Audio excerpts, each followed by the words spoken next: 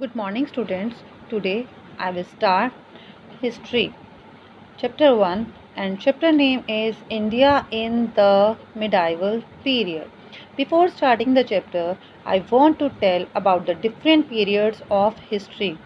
First is ancient history, second is medieval history, and third is modern history.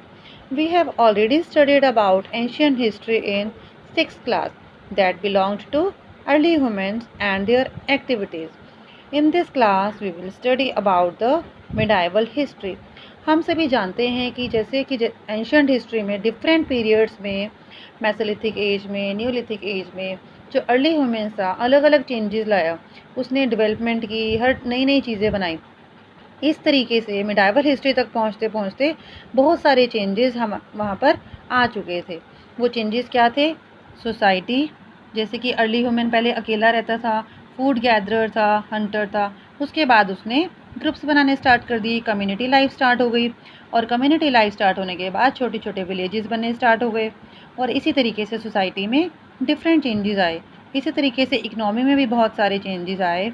Religion, early human ने पहले क्या था, वो natural चीज़ों की पूजा करता था, नेचुरल थिंग्स की, जैसे बारिश, सूरज, इन सब चीज़ों की पूजा करता था।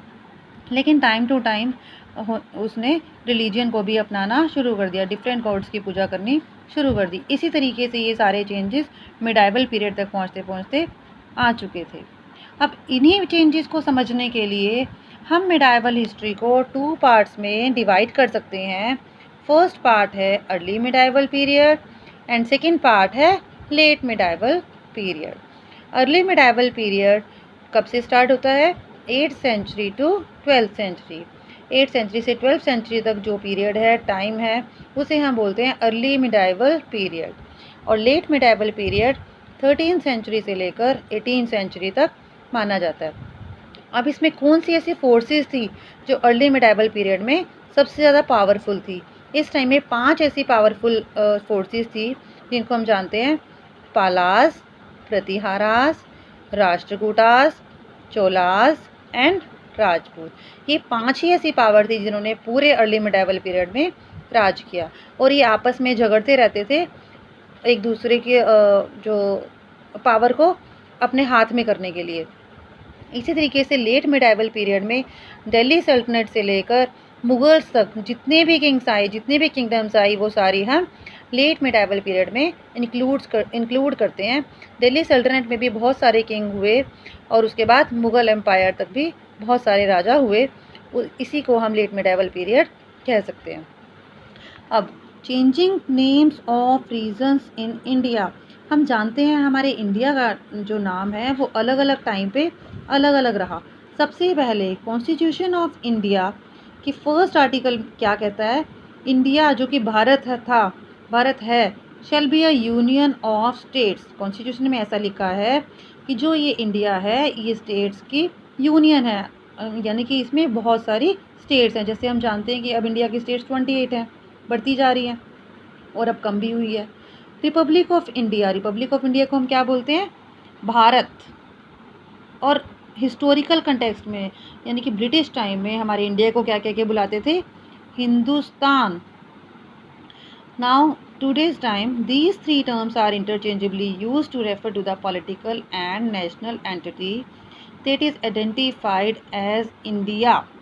आज हमारे टाइम इंडिया को आइडेंटिफाई करने के लिए हम इन तीनों टर्म्स को इंटरचेंज करके यूज़ कर सकते हैं। कोई लोग भारत बोलते हैं, कोई लोग इंडिया बोलते हैं, कोई हिंदुस्तान बोलते हैं।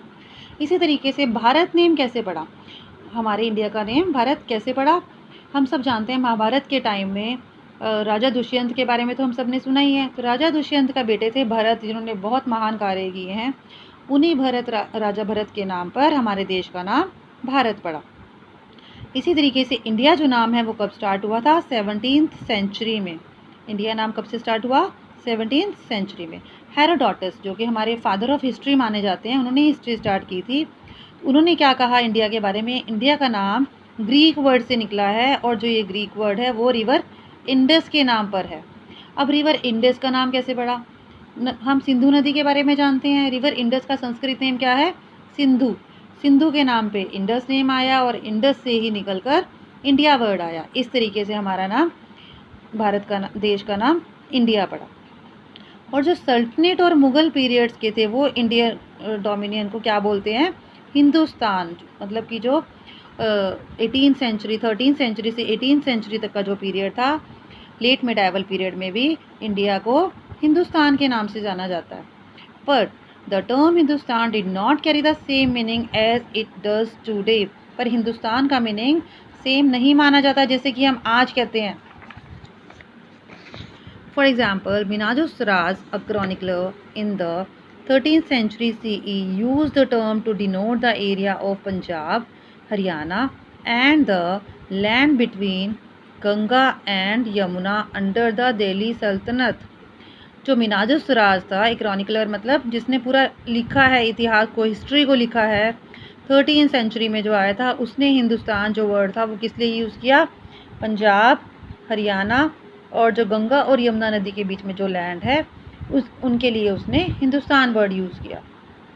16th सेंचुरी में बाबर ने हिंदुस्तान को किस लिए यूज़ किया? इंडिया के जो सब कॉन्टिनेंट्स हैं, फोना मतलब प्लांट्स, एनिमल्स, जियोग्राफी, कल्चर, इस सारी चीज़ों को बताने के लिए उन्होंने इसे हिंदुस्तान यूज़ किया।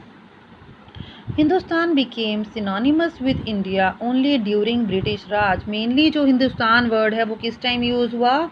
ब्रिटिश राज के टाइम पे, जब ब्रिटिश लोग हमारे देश पे राज करते थे, शासन करते थे, उन्होंने हमारे हिंदुस्तानियों को गुलाम बना रखा था, तभी वो लोग इंडिया को हिंदुस्तान कहकर पुकारते थे। Thus, while the idea of a geographical and cultural entity like India did exist during the medieval period, जबकि जो ये जियोग्राफिकल और कल्चरल का जो आइडिया है इंडिया का, ये मिडाइवल पीरियड में आ गया था।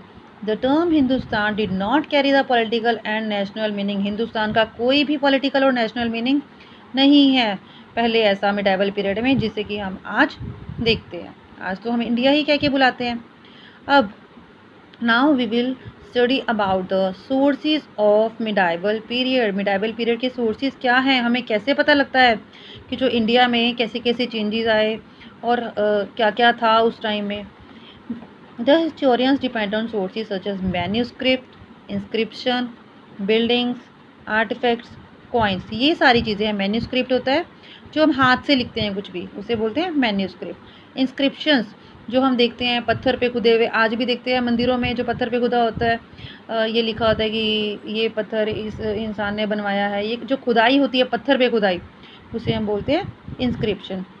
उस टाइम की जो बिल्डिंग्स हुई हैं, आर्किटेक्चर हुआ है, आर्टिफैक्ट्स जो आर्ट से रिलेटेड चीज़ें हैं, कॉइन्स हैं उस टाइम के, इन सारी चीज़ों से, यही सारे सोर्सेज हैं जो हमें मिडाइवल पीरियड के बारे में बताते हैं।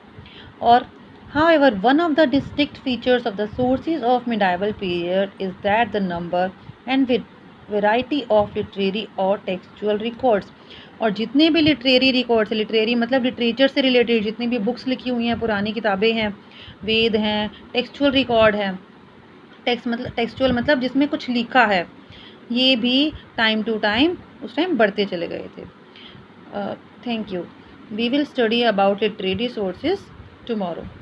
Thank you.